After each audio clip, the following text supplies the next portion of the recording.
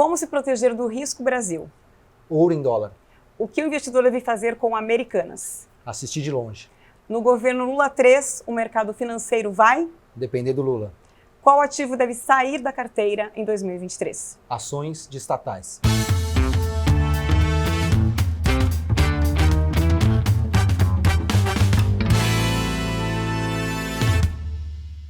Olá, estamos começando o primeiro Papo Café e Lucros de 2023, com um novo formato, mais direto ao ponto, trazendo todas as recomendações sobre onde investir. A conversa de hoje acontece aqui no Rincon Escondido, na Vila Madalena, em São Paulo, e eu tenho o prazer de tomar um cafezinho aqui com o Felipe Miranda, que é CEO da Empíricos. Seja bem-vindo, Felipe, um prazer recebê-lo. Muito obrigado, é um prazer enorme estar aqui também. Obrigado pela oportunidade. Bacana. Bom, o Brasil começou o ano sob os holofotes. Tivemos a posse do presidente Lula, depois invasão de Brasília por bolsonaristas radicais e rombo identificado nas contas da Americanas. E muita gente está se perguntando agora o que fazer com ações de estatais como Petrobras e Banco do Brasil. Olha, sempre há uma ideia de risco e retorno serem coisas, né, uma é a outra face do outro, né? Então, quando você olha para as estatais hoje, é inegável que elas têm um retorno potencial muito grande. Elas parecem baratas, seja Petrobras, seja Banco do Brasil. Mas a gente acha que o risco associado a essas ações hoje não compensa. A gente entende que o governo dá uma sinalização clara do uso das estatais para se fazer política pública. Você pode entrar se isso é legítimo ou não, mas pragmaticamente a gente acha que, dado o nível de incerteza associado a isso, que o lucro da Petrobras, hoje a relação preço-lucro da Petrobras está 3 vezes. Isso é barato, mas esse lucro de repente ele pode cair 20, 30, 40, 50. Você não sabe a intensidade com que a Petrobras vai ser usada para se fazer política pública. Então, quando você vai olhar localiza, você tem ali métricas para você falar, eu consigo ver que razoavelmente localiza com juro a tanto, uma economia crescendo tanto e tal, vai mais ou menos assim. Claro que você nunca vai precisar qual vai ser o lucro exatamente, mas você consegue, dentro de um certo intervalo, fazer essa modelagem. Quando você vai para uma empresa que está numa situação dessa, um evento gigantesco sobre o qual você tem muita incerteza, você não sabe qual vai ser a política de preços, o que vai fazer refinaria, não vai fazer eólica, vai fazer solar, a gente prefere, nesse momento, ter alguns dinheiros que é melhor você deixar na mesa do que propriamente incorrer um risco desnecessário. É claro que depois vai ficar óbvio que era para comprar ou vender, mas nesse momento, diante da incerteza associada do risco que as ações incorporam, a gente prefere assistir de fora. E Americanas, é o momento de rever o portfólio? Olha, no nosso caso, a gente não tinha, toda a exposição que a gente tinha a essa história, a gente tinha uma recomendação short vendida nas ações da Ambev. A gente tinha uma recomendação também de não fazer nada em relação a Americanas. O mercado, de alguma maneira, sempre soube que a Americanas tinha uma dívida off-balance, mas nunca imaginou que fosse algo sequer metade do tamanho do rombo que anunciaram. Então, nesse momento também, eu prefiro Americanas não tocar nessa história, porque vai ter aumento de capital? Quanto? A que preço? Qual é a conversão de dívida em ações? Qual é a condição de renegociação de dívida? É um tiro no escuro, isso não é investimento, isso é aposta, é você jogar uma moeda para cima e não é o que a gente procura fazer. Tem risco, tem probabilidade no que a gente faz, não é uma iniciativa determinista, tem muita incerteza, mas é um chute meio direcionado. Nesse caso, é um tiro no escuro completo. Então, a gente prefere também não participar disso. Já a Ambev... Não, eu só ia perguntar para quem já tem na carteira. É a mesma história, na verdade. O investidor, ele faz essa dicotomia na cabeça dele. Olha, se eu tenho, é uma coisa, se eu não tenho, é outra coisa. Na verdade, não. Se você deve ter ou não a sua carteira, todo dia você abre de manhã a sua carteira, olha para aquilo ali e decide, essa carteira é a melhor carteira? Se eu tinha Americanas a 15 e ela caiu para 2, ou se eu comprei agora 2, só importa daqui para frente, a não ser por algum planejamento tributário que você esteja fazendo que você pode se beneficiar de prejuízos acumulados. Fora essa situação muito específica, ter ou não ter ação ainda, a decisão sobre comprar ou não é a mesma. Quando você tem e você mantém, é como se você estivesse comprando ela naquele preço, porque você tem a alternativa de sair da Americanas a 2 e comprar uma outra empresa que você acha com melhor perspectiva. Então, a decisão para quem tem ou não tem é a mesma. Devo manter ou devo comprar? Essa decisão financeiramente ela é equivalente. Psicologicamente é muito mais difícil você realizar um prejuízo. O que, na verdade, é um dos grandes vieses comportamentais. A gente tem aversão à perda. A perda é muito dolorosa para a gente. O impacto que causa no nosso cérebro da perda é 2,5 vezes mais intenso do que o impacto de um ganho da mesma magnitude. Então a gente fica fugindo dessa perda, fingindo que ela não aconteceu. Mas ela já aconteceu. Quando a ação caiu de 15 para 2, você já perdeu 13. Talvez você vai se contar uma história de que vai voltar, mas na verdade, marcado a mercado, você já perdeu. Então é a mesma decisão. E na verdade, a recomendação clássica para o investidor é corte rápido os seus prejuízos e deixe os seus lucros correrem. Quer fazer o contrário. A tendência é você ter o lucrinho e você vender rápido e carregar os prejuízos. Só que o que está caindo é o que está indo mal. Então lá na frente você carrega uma carteira de coisas que estão indo mal. O investidor deveria ir na ponta oposta. Você ia falar de Ambev, que acho que tem até um ponto em relação à Ambev, entendendo que faz parte do mesmo grupo, né, de Americanas, e aí também acho que algumas pessoas têm já acendido um certo alerta em relação à Ambev, mas aí queria que você Exatamente. comentasse. A gente até deu uma pequena sorte, as coisas acontecem, a gente montou essa posição short, vendida, apostando na queda das ações da Ambev antes desse rolo todo, por achar que ia ter pressão de margem, um processo inflacionário com dificuldade de você repassar preço final e produção de cerveja caindo, sob a ameaça da mudança da tributária, acabando com o juros sobre capital próprio, que pegaria a Ambev na veia. E aí agora adiciona esse enorme fator de risco sobre o controlador, que é, primeiro assim, eles vão ser chamados a entrar com capital em Americanas, a situação de Ambev já não é de muita liquidez exatamente. Né? O dinheiro do um controlador muito alavancado é sempre um problema para a companhia. Cria-se uma dúvida enorme nesse momento que, assim, a ALL, no passado, que era do grupo 3G, teve problema na época do Bernardo Reis. Kraft Heinz, a mesma coisa. Americanas, a mesma coisa. Só a Ambev tinha uma contabilidade realmente, pode ser, né? Só o tempo vai dizer, mas que existe nesse momento uma certa desconfiança geral sobre o grupo, acho que existe. E em paralelo, você está brigando com todos os principais bancos do Brasil. Você tem lá disputas judiciais acontecendo enquanto a gente conversa agora.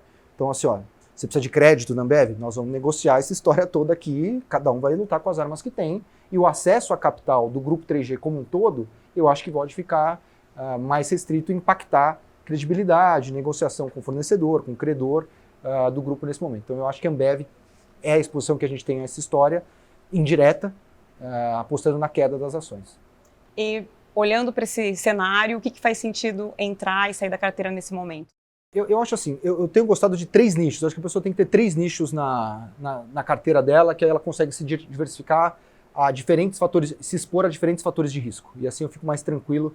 Um é um segmento de commodities, que eu acho que é fundamental você ter no momento que a China reabre. O impacto de China entrando de volta nessa história é brutal. O mercado imobiliário chinês já começa a reagir, o mercado de veículos também começa a reagir. E o impacto da abertura é muito grande, é só a gente ver o que aconteceu no Ocidente e você vai chegar a essa conclusão. Então, Vale é uma proxy de China, o minério está caro e é uma receita em dólar aqui. O país está nessa história que você não sabe muito bem para onde vai. Como você muito bem colocou, o governo Lula com sinalizações ambíguas, manifestações com vandalismo em Brasília e essa ainda história creditícia aqui de Americanas, é sistêmico, não é? Vamos ter uma receita em dólar aqui, acho que Vale é um grande nome para o ano, barata, melhor produtora de minério do mundo, baixa alavancagem, paga bons dividendos, receita em dólar. Inclusive protege uma parte da sua carteira. Eu gosto do nicho de bancos, eu acho que o juro permanece alto por muito tempo, pagam dividendos razoáveis para bons e também nos defende, é um call meio defensivo, o gringo gosta do call de bancos, entende fácil, acompanha Itaú há muito tempo, então é fácil isso aqui. E tem um outro nicho de que eu gosto muito que a gente chama do quality, que são empresas muito consagradas que conseguem atravessar a expressão que a gente tem usado ali, é que numa guerra os generais são os últimos a morrer. Então você sabe que Equatorial já atravessou vários tipos de Brasil e foi bem, um pouco melhor em um pouco pior em outro, mas sempre foi bem. Você sabe que Localiza está há 30 anos gerando retorno, você sabe que BTG já atravessou várias e várias crises e foi bem no final do dia. Então esse nicho quality dessas empresas de muita qualidade, que tem marca forte, barreira entrada, já atravessou muita crise, baixa alavancagem, balanço forte, a gente gosta bastante. Então tendo esses 3 nichos, Vale, Commodity, um Itaúzão, banco clássico e um Cosan, Equatorial e Localiza nesse outro, e BTG, você estaria bem. Felipe, a gente sempre tenta conversar com os nossos convidados aqui para que eles compartilhem com a gente uma história bacana, ou talvez possa ter uma experiência não tão bacana, que tenha deixado um aprendizado e que você acha que é interessante compartilhar e que marcou aí a sua trajetória. Eu acho que tem 2 grandes marcos aqui, um negativo, que eu acho que foi justamente quando a Empíricos, né, não é um nome aleatório, é uma homenagem aos textos empíricos que escreveu um livro lá contra os professores. Então você não acreditar num doutor que aparece lá e vem te dizer exatamente como é que vai ser, que sabendo mais que os outros. E esse é o erro, esse erro que eu cometi na minha trajetória, eu me cobro muito porque eu traí a mim mesmo, eu traí a própria essência da Empíricos, que foi acreditar num sujeito que descobriria petróleo na Bacia dos Solimões e na Namíbia, que seriam as novas grandes fronteiras exploratórias do mundo. Então nós acreditamos nessa história e ele se mostrou um enorme especialista em achar areia e água, e basicamente as ações naquele momento foram a 0. Então eu caí na narrativa sobre um assunto que eu não dominava em nada, que é a geologia do petróleo. Com o tempo fui aprender um pouquinho. Isso foi que ano? Nossa, isso deve ter sido... Eu tô com medo de errar aqui o ano, mas deve ser lá 2012, 11, por ali. E o outro, eu acho que assim, o paralelo que marca muito a história da Empíricos é a combinação ali do que a gente chamou de fim do Brasil na época, que era essa política muito intervencionista, muito à esquerda que a Dilma tentou adotar, levando o gasto público para níveis que uma hora explodiriam. Então a gente recomendou a compra de dólar a 1,90, falando que ia para 4, e todo mundo chamou a gente de louco e foi para 4. E isso combinado depois com a ideia de que o Brasil também tem sua solução. Então acho que não é que quando a Bolsa cai muito com a Dilma, final de 2015, a gente escreve a virada de mão, que é assim, olha, agora o Brasil ficou barato e é hora de comprar. Então, o que eu quero dizer com isso? Se formos por uma trajetória muito ruim, tem mais para cair, mesmo o fundo do poço tem porão. Mas se a gente conseguir algum tipo de solução razoável, esse país não tem muito cara de que explode.